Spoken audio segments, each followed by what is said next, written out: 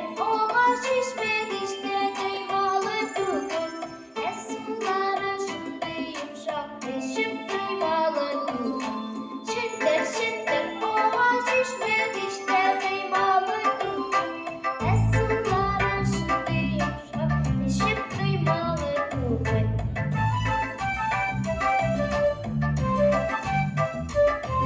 Şanlı şişme, şanlı şişme, şirfeti zenger talon.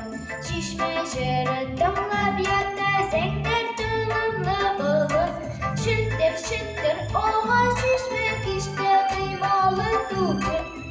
Suları şındır şaklı şık kıymalı bugün.